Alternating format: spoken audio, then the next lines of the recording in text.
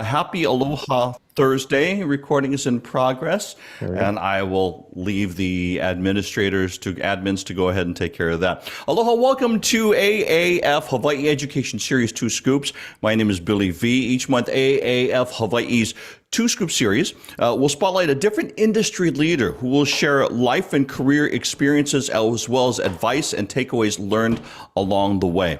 To simplify things, the chat is being moderated, and we encourage you to submit your questions. Put them in the chat box for Q&A, and that will be a little bit later on during the session. Before we begin, we wanted to share about an exciting program we have coming up next week.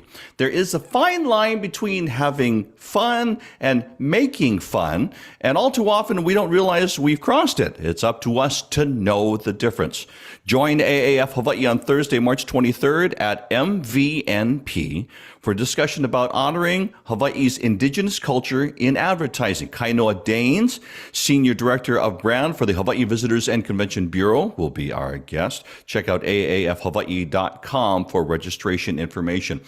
Real quick item for you is that since the last time that we spoke, as a matter of fact, in the last 12 hours, I've had to move studios. So there may be times when I'm all of a sudden discovering something that I need to do on my end. And so it's my way of saying, don't mind me. Occasionally it will seem like I'm distracted where I'm just noticing that something's not quite right on my end, but I'm sure it is on your end. Let's get started. Today, we are pleased to have a senior partner at Anthology Marketing Group, a Finn Partners company. Her responsibilities include account service, media, and social media. She has more than 40 years of experience in newspapers, advertising, communications, and the digital marketing industry. She was part of the team that formed Anthology in 2007 with the merger of 2 of the state's largest communications companies. She's been recognized by the American Advertising Federation Hawaii chapter as Ad Woman of the Year and as a silver medal winner for individual achievement. She was inducted into the Scheidler College of Business Hall of Fame 2018. She is passionate about giving back to the community and currently serves on a variety of boards. Ladies and gentlemen, please welcome to our show, Mary Fastenau. Mary, thank you for joining us. Yes, delighted to be here. Thank you very much for being here. Tell us, is there something that you'd like to share about yourself that I did not, that was not in the bio? Yeah, I think, there's a lot of deep, dark secrets that some of my team members know, but one is that I'm a farmer. So even though I have been in Hawaii for 34 years, I'm really a farm kid from Nebraska. I grew up on the farm that my great-grandfather homesteaded and actually now belongs to my sibs and I. The little town I grew up in had 720 people. So when I went to college, I had a professor who was very worried about me because there were more people in my dorm than there were in my entire town. Wow. But I think that I love Hawaii. It's helped me connect to Hawaii because even though I've lived here for much of my adult life, I really connect to the land because that's how I grew up, and will always feel that I'm an invited guest here, and I appreciate every day that I get to wake up and live in this amazing place. Mary, thank you for sharing that. Wow, more people in your dorm than there are in your town. That's amazing. Let's dive into what you do. What do you like about what your job is and what you do? The things that I love are probably not as job specific as you would think. The things that I really love about what I do are the team building. I love the intellectual curiosity, the things that I'm able to learn as I'm going through those things. I love solving business problems. And I really love it when that teamwork extends to both our clients and to our internal teams so that we're able to do things right. And I love new things. I love learning about new things and testing new things and trying new things. And so then I'm in the right business for new things. What makes your job stand out beyond the others? beyond the other jobs that everybody else has? Just above what you think personally, what you think makes your job just stand out and just lights you. I think it's because I've been able to. There's been one time in my life that I actually walked into a job where there was a job description. I've always been able to create and been fortunate enough to be in environments where I could create a job, create something that would help build teams, solve problems, and look at different kinds of things. And I think that's one of the things that I realize that few people get to do. And even now, as we're part of Fin Partners, the structure of what we do hasn't changed. We still get to be entrepreneurial. We still get to be looking out for the latest trends and the things that can make our clients happy and make more money. Well, all of those things that you just mentioned also has to do with web development, if you think about it. We understand that you are an expert in web development. What makes a website stand out for you? Do any come to mind? Yeah, I think that so we've been building websites in Anthology or its predecessor since 1995. So probably longer, Billy, than some people have been alive on this call. But so I think that my perspective is different than a lot of people. So when I go to a website, the things that I'm going to look at are intuitive content, intuitive navigation. Can I get to where I want to get right away? I'm going to look at the design. I'm going to look at what's the content. Is it relevant? Does it mean something? And then I'm going to look at things that some people don't look at. And some of the people who are here, my team members, have helped me learn. But I'm going to look for things like accessibility. That's a big thing in website development now, to make sure that everyone can access the content. So there's all kinds of things we look for when we look for how is that website accessible to others. I'm going to look for security. We're going to make sure that the things follow security protocol, because we're exchanging so much of our personal life online now. We need to make sure that that's okay. And then I'm going to look at the customer experience. And I think we need to redefine how we think of customer experience, because it's great when it's one-on-one, Mary talking to someone, but we need to transfer those kinds of great customer experiences also to the web. I'm going to, there's a portion of our audience joining us today that are in college or just out of college. So some of these questions are going to be kind of directed for them. What skills or interests should one have in developing websites?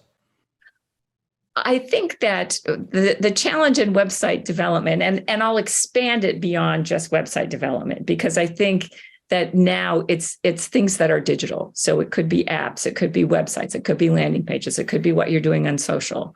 And so the interesting thing is that you have to keep reinventing yourself. So you want to learn those basics, but as some of the people who are on can tell you today, they've had to learn brand new program languages that they never learned in college, or they didn't learn, because that's always evolving and changing, or what the market will demand is going to change. So you have to have this sense of intellectual curiosity and to always be willing to learn and to grow as you're going. So that's one of the skill sets.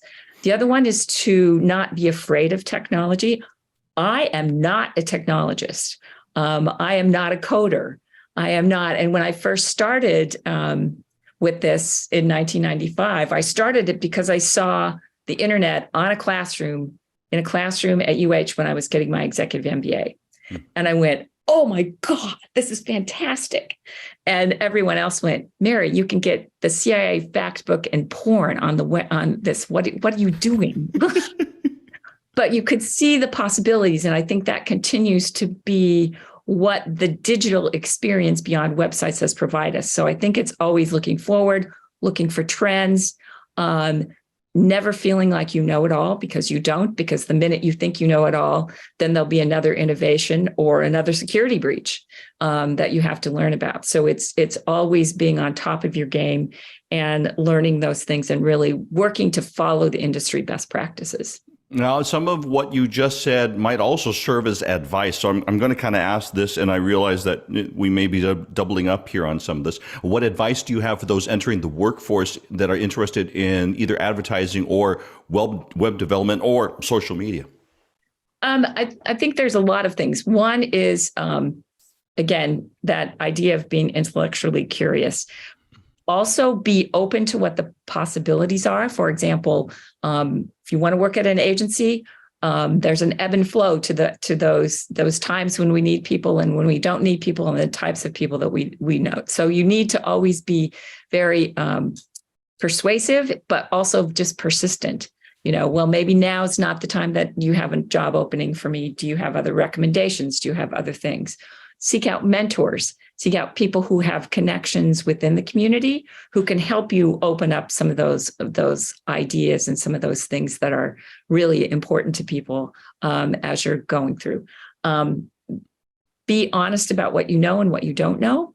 There's times, we test coders, we test developers now and software engineers because we've been sort of sold a bill of goods sometimes where people don't actually have the skill sets that they want. So be honest about what your skill sets are and what your learning process is. So there are times when you have to hire people who don't have the exact skill sets that but I want to know how they learn and how they're going to learn and how quickly they might pick some of those things up. I'm going to ask you for a piece of advice, but this advice is, what should they do, these people that are interested in these areas right now, like as soon as this program ends? What would be the first thing that they should start like right now? Well, good question. And one of the things, because I knew they were going to ask about things to look at, I think is pick industry leading publications. Everything's online, blogs. One of the suggestions I got from my team today that I think is do it the old-fashioned way. Go on social media, see someone who's really good at what they do, who you admire, connect with them, follow them, see what kinds of things they're doing. So you could immediately expand your network and learn about people who are doing great things by following them on social, trying to make those connections, and learning from them. I think that's one thing you could do immediately. Or now, if you're tired of listening to me. I'm sure they'll do that right after. Media has seen a lot of change over the past 15, 20, 30 years. We'll say that. What's the biggest challenge that you see facing this industry today? Relevance. And now you, Billy, you know this as well, or if not better than anybody else. I started my life out as a reporter. So I worked for newspapers in Lafayette, Indiana, chased cops, went to school board meetings, did all of those kinds of things. And so when you look at media from a news perspective, we could go on and on about the changes, but I think that the changes that have reflected in news organizations are also reflected in how we consume other media, and that we all live in echo chambers. There's so much a preponderance of media everywhere that what happens is that we all live in the things we like. We listen to the news for the vantage point that we like. We listen to the music that we like. And so that relevance needs to stay in whatever you're doing. You need to retain that relevance and not feel like you're living in your own echo chamber, which I think is really the challenge that media faces right now. There's just so much information. And the other thing is, get to the point. And whatever you're doing in media, it's, there's times when we just don't have time to listen to a long monologue. Get to the point, make your point, engage your audience as quickly as possible. Speaking about audiences, Mary, I'm just going to give you a moment just to give a pause. I want to let those of you that are here on the show know that if you hear something and Mary triggers a question while she's talking, you can go straight to the chat and just type down your question. We've got the admins and the administrators that are there, and they are watching the moderators, I should say, and I'm watching it as well, so keep the questions coming. I want to talk about Anthology, your workplace, for a couple of moments. What is Anthology doing to keep up or stay ahead of trends, changes, things that you see? Well, part of it is, it's just sort of part of our DNA to be able to do that. I think it's really a reflection of the amazing team that we have, because they're the people who are pushing us. They are the people who are keeping up with the trends in their specific areas of interest and beyond. and suggesting here's the kinds of things we do. We then also look at, what are the things that we are offering? What is the market want and what are we offering? So, for example, we've put a lot more emphasis on social media and influencer management, which kind of makes everybody crazy. But as part of Fin, where we have a program where we can actually put a name in, and it will come back and say, here's the audience that they tend, this is the kind of content that they look at. So we're able to quickly look at, particularly in the travel space, is this reaching the Hawaii markets? How are we doing those kinds of things? So we're always looking at those things. We encourage people to just be lifelong learners. I mean, I think that's a big part of what we do. Or it can be like me, where I literally went into Jack Siegel's office and said, hey, I want to start this thing in the internet. Really, Mary? What's the internet? But we want to keep that entrepreneurial spirit alive for people who are always looking at those kinds of things. And then a focus on quality. And that's a real tenet of whatever Anthology does, whether it's websites or TV or whatever it might be, is that just to make sure we're always producing quality products. What's the biggest lesson that you've learned in your position? The biggest lesson would be, and this sounds so trite, I apologize, but don't be afraid. And I think that's a lesson for everyone. Is you've got the idea, you're looking at these kinds of things, you're looking at what can happen. And so be brave, be courageous, put a step, when I started in the internet, I had everyone say to me, you are committing career suicide. What are you doing? It was 1995, believe me, nobody knew what the internet was. Right. I remember that. Yeah. And it was, I was just mocked by many people saying, I don't know why you're doing this. I don't know. I had a great job, and I think that, just part of it was dumb luck, but part of it was saying, I think there really is something there. And obviously quickly it became true that there are a lot of things that were, and now imagine our life without digital. I think a part of that is timing and knowing when a wave is coming and knowing it's time to get the board and paddle. Yeah. And dumb luck. What is, you talk about watching things. Was there ever a time that you took like a big risk in your career? Was that the internet? Was that what you say? Yeah, I think I've taken a couple of big risks. One was the internet, was starting this out. I mean, I was very fortunate. I was, leading the agency, working on Bank of Hawaii for any old timers in the Harry and Myra TV days, which some of you may remember. And so when I started that, that was really a big risk. I think a second big risk, although it doesn't seem like it from people to the outside, is when we formed as being a founding partner of Anthology. Just because when mergers happen, we're in a creative business, there's a couple of egos involved, in case you have never worked with a creative person or two. And so, that was a big risk as well. We were taking two well-established companies, three really, and putting them together, and how would that work? And how would we all, and there's many, many stories of failed mergers when that happened. And then the third one was what we did in November 2021, was when we became part of Fin Partners. And we had a value system and things that we, had worked decades to be able to do, and to find a company that has embraced us for who we are with all our warts and everything has been really a good thing for us as well. But it was a risk because we were afraid of losing an identity, and yet we haven't at all, because enough time has passed now. The honeymoon is over. We would know if it was going to happen. So I think that was another, didn't appear to be a risk, but it can always be a risk. When you say something like Finn Partners, you associate that, okay, that must be somebody's name. But when you say Anthology, what is the meaning behind that as a company name? Have you ever tried to name a company, Billy? I have not. It is the most crazy exercise you will go through. And so we literally sat in a conference room and we came up with every name that you can imagine. And, we're an agency, so that'd be clever or fun.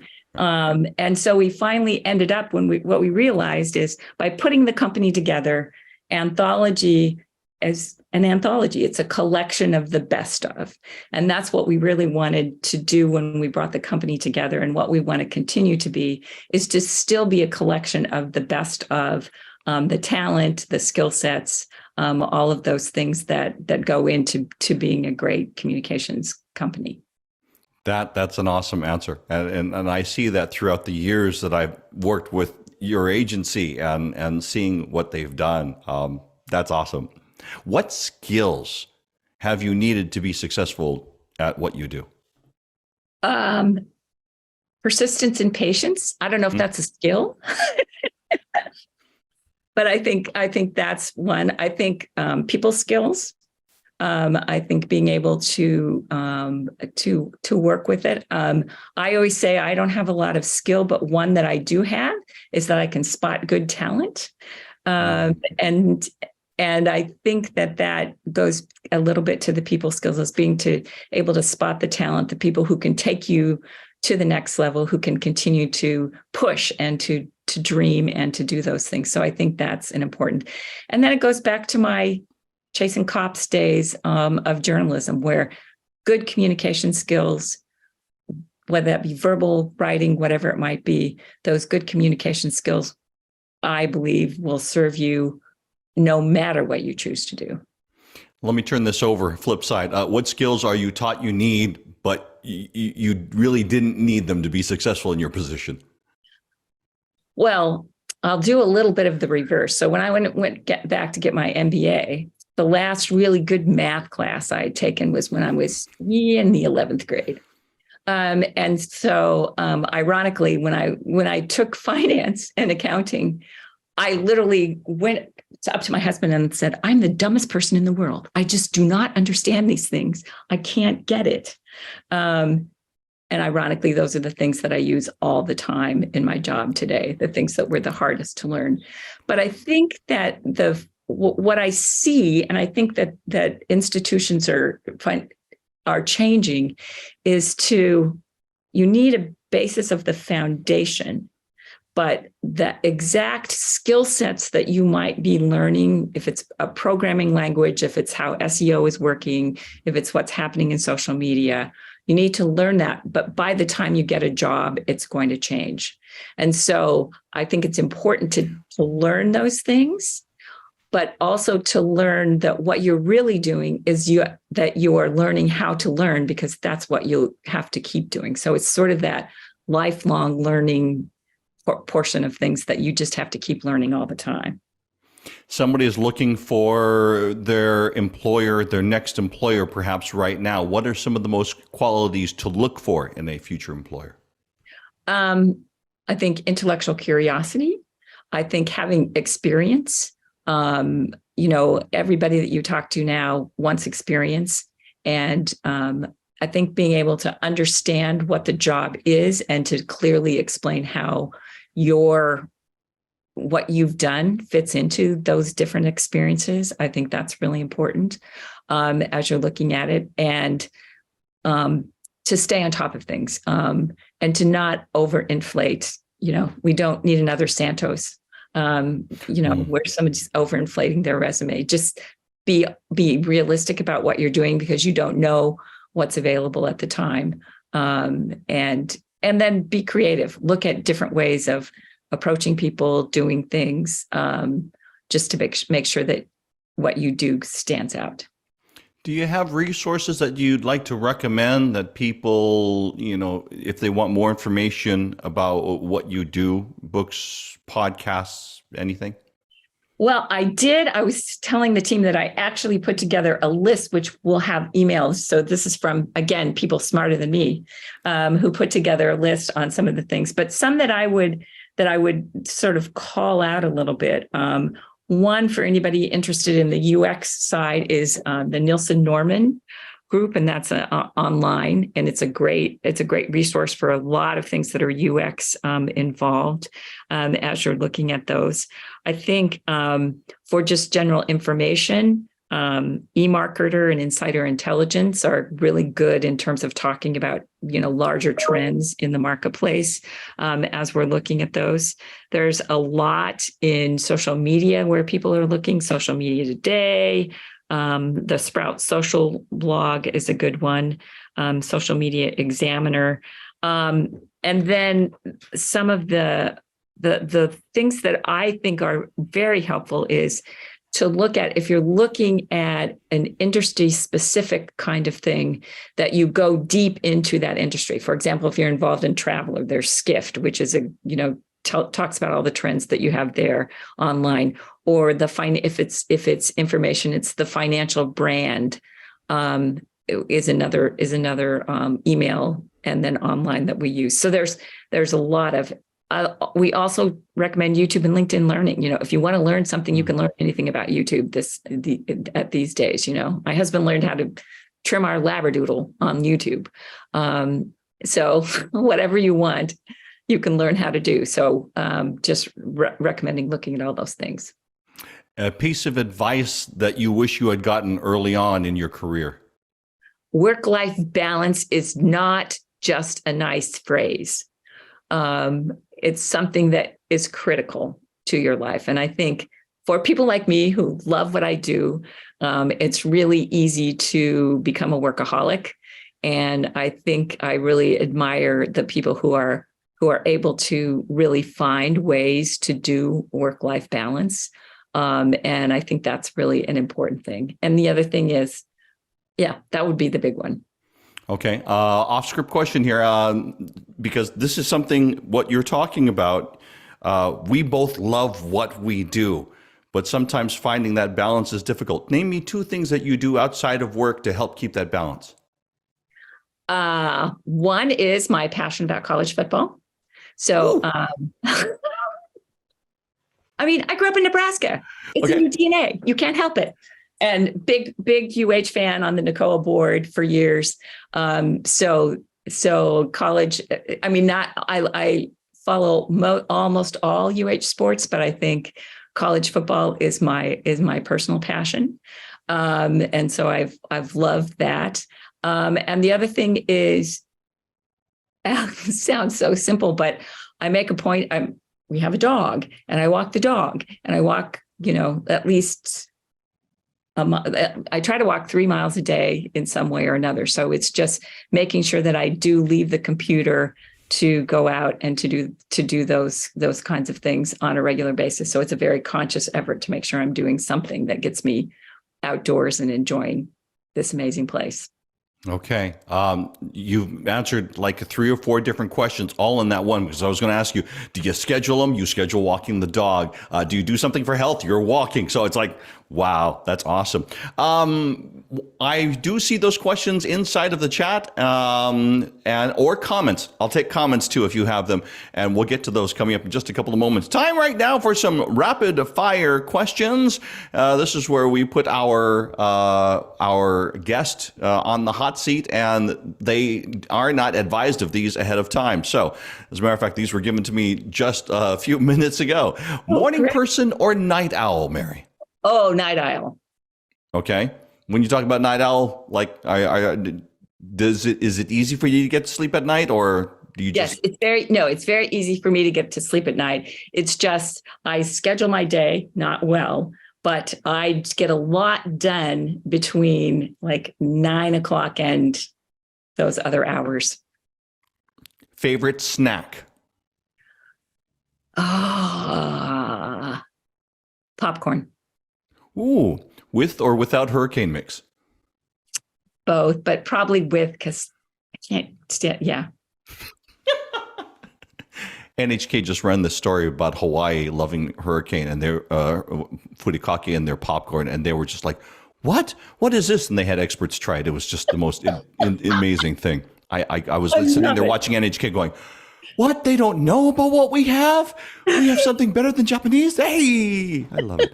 Favorite thing to do on the weekends? Take hikes with my husband and my dog. Okay. Not naming hiking. How do you unwind? I unwind by actually spending time with my husband. That's my best way to unwind. He's a great cook. So I am spoiled rotten, and he will fix me dinner, and we'll sit and have a lovely chat in the evenings. Wow, that sounds awesome. One thing people would be surprised to learn about you. Other than college football. Other than college football. I actually moved to Hawaii by sailing on a boat. So when we moved here in 1989, my husband and I purchased a boat in Seattle, and we sailed across the ocean, and then lived on the boat in the LOI for a year. Before it was as bad as it was, right?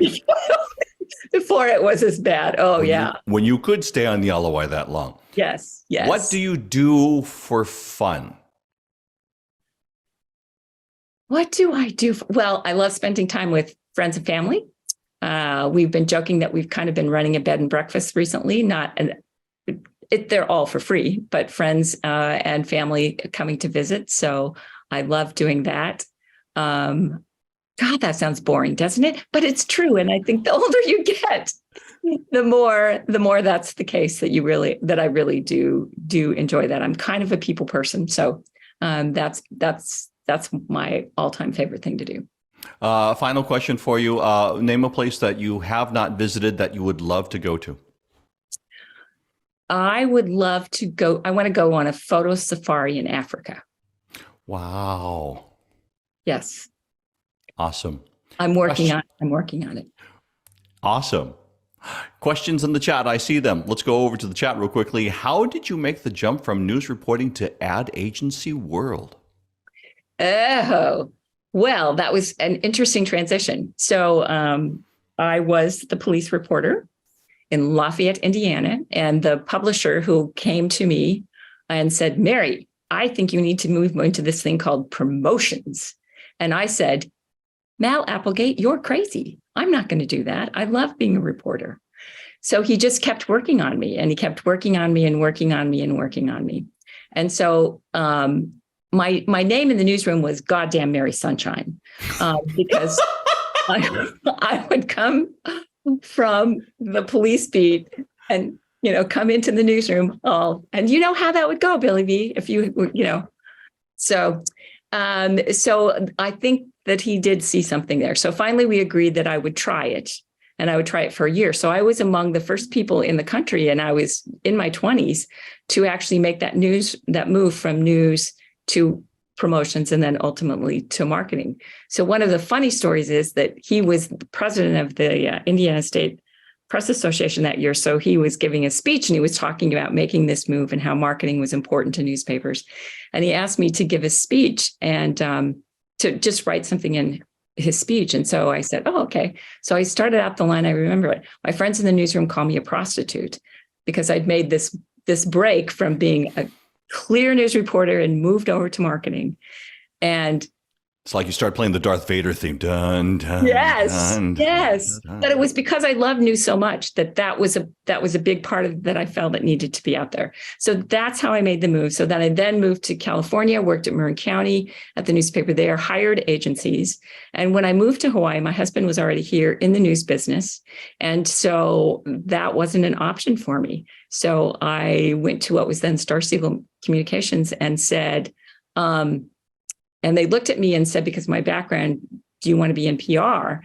And I'm like, "No, PR is too hard. I've been in the news side of it. I know how hard it is." And so that's literally how I made it. And then after I made that move, I'm like, I think I better go back to school and figure out all the things that I didn't learn in J school. So that's when I got my MBA at UH. Are you still Mary Sunshine in the office? There's some team people here. They can tell me if they think I am or not. Put that in the comments. There's some Anthology people there. What do you think? Jody Shiroma says, I love Sprout Social. Cavett says, with information moving to social media first, how important is a good website? Oh, that's a very good question. I think that what we need to talk about are the relationships between websites and social, because they need to work hand in hand with each other, and you can't have them in isolation. Absolutely true that things go to social first. But if it's a product or a service or a story, where are they going to get the in-depth information that they might be wanting? So I think that those two working in connection. I mean, how many times have you listened to a podcast, or, I'm a huge NPR fan, so listen to something on NPR and said, oh, you know what, I've got to go back and look, and gone to the Hawaii Public Radio site to look at it, to see it again. So they need to work very closely with each other. But it's radically changed the things for websites. It used to be, websites were the source of truth, and I think they still are the source of truth for a lot of things. But the things that we've learned from social media, information needs to be scannable. You need to be able to go to a website, see it soon. The things that social media has taught us about how people are consuming information need to apply to websites. Hi, April. How are you? We'll ask you to mute your microphone. Actually, probably the crew will do that for you. Thank you very much. Hello, and thank you. No worries. Larry, hey, Larry put in the chat here, how do you feel about work here in Hawaii and the ability to stay here and make a living? Oh, what a good question, because we're always trying to bring people. I mean, I feel like I was fortunate to move when I did, but it's very much a challenge. Working in Hawaii, I think, is fantastic. It's obviously a life choice that I've made to stay here, because I do love this place, and I love the people. But I think that the other thing that we need to do is to look at, how can we make it affordable for people to live here, and it's very challenging. It's probably not a very good answer. But I mean, I think the need to be creative. I think talking to your employers about things that you need, about what that might look like. I think looking at different housing arrangements that can work in different places, and different ways of doing that. I think, looking for places that do provide affordable living, and that will do cost of living. I'm on the Hawaii Public Radio board, and we actually raised people's salaries to be able to have them to have sustainable work life, to be able to afford to live here. Mary, thank you very much. I'm going to give a 30-second warning to all those online. Last call for questions. We're almost coming up to the close of our show, so once again, we'll take last questions here. Mary, mahalo for your insights today. And also, it's been a pleasure talking to you. For me, it's the first time to learn about this, and then all of a sudden have a wave of nostalgia, because talking about the beginning of the internet, and where I was at the time, where you were at the time, and how it's progressed till now. And we're still kind of reeling over things like Meta and what is the future, what is coming up, and how to stay ahead of that. It's been really interesting and triggered a couple of things that's like, I got to go back and look at a couple of things. And it's come up to me to rethink about some of the ways I look at things from the social media side. Mahalo to our audience for joining us. And what do you foresee as, thank you very much. Last question. Thank you, Brian. What do you foresee as the next possible digital trend or platform that we should keep our eye on?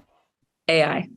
It's all about artificial intelligence. And I wish, Ryan, I had a crystal ball to tell you what that was going to look at. But I think, we're all following what's happening now. And that's where I say sometimes we're in evolution, sometimes we're in revolution. This is a revolution. AI is going to totally change everything that we think about. Not everything, but it's going to change a lot of how we act, how we market things. How specific we are, what our messaging is, as you're able to pinpoint messaging to certain individuals, what will that look like, and how will it not creep you out? In some cases, when when people know so much. So I think it's looking at artificial intelligence and what does that mean, and how can we work in conjunction with it? I think pretending it isn't there is the worst thing we can do. Saying, oh, it's just going to go away. It's going to be another fad. It's not. I mean, it's been something that's been talked about and looked at for years and years and years. And suddenly people are saying, wow, it feels like it just came out of nowhere. It didn't come out of nowhere, but it's now people have figured out how to do chat GPT, things that are relatable to a consumer or relatable to each of us in our lives on a daily basis. And that's what we have to be watching and understanding, how we can work together with AI and not try to fight it. Brian, thank you very much for your question. Final question here, Mary, for you. And when you have to deal with clients that sometimes come from outside of Hawaii, or even with clients here in the islands, do you find ways to have aloha kind of strung through your workflow or what you do or how you deal with others? Well, that's a very good question, because we now do work with a lot of clients on the mainland, and we do a lot of things to try to do that. I mean, there's things that we do omiyagi wherever we go.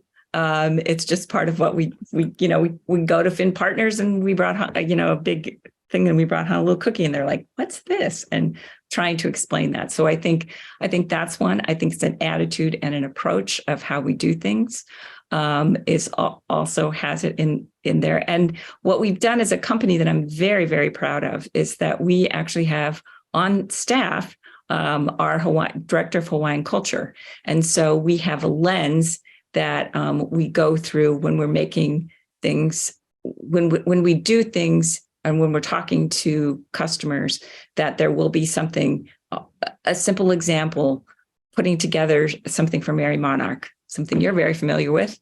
And we ran it through our cultural director to just make sure that what we're doing wasn't offensive. We've actually now are having clients who are trying to do more work in Hawaii who will come to us for that consulting service. So we've made a very conscious effort to not just talk about aloha, but to have some expertise in-house and to be heard, to be sharing that knowledge with us on a regular basis. We also, with Finn Partners, our team put together a phenomenal presentation on how to do business in Hawaii that really talked about what the host culture meant and what we were, ways that you should interact with it. So we're making some very, very, very proud of the team, and we're making some really very conscious ways to make it not just be aloha, but to actually be an authentic experience. Mary Fastenau is Senior Partner at the Anthology Marketing Group, a Finn Partners company. Thank you so much for being on our show today. Thank you, Billy. Hey, just a reminder, mahalo to you as our audience. We hope you learned as much as I did today. You can find this and past Two Scoops Talk Story on your YouTube channel at AAF Hawaiʻi. Coming up next month, Two Scoops with Kristen Cross, Corporate Social Media Marketing Manager at Caesars Entertainment. Mark your calendars. That's going to be on Thursday, April 13th at 12:30 p.m. Until then, mahalo pono, aloha au hui ho. Mahalo for being with us. Enjoy the rest of your week, and the weekend is not too far away. Aloha.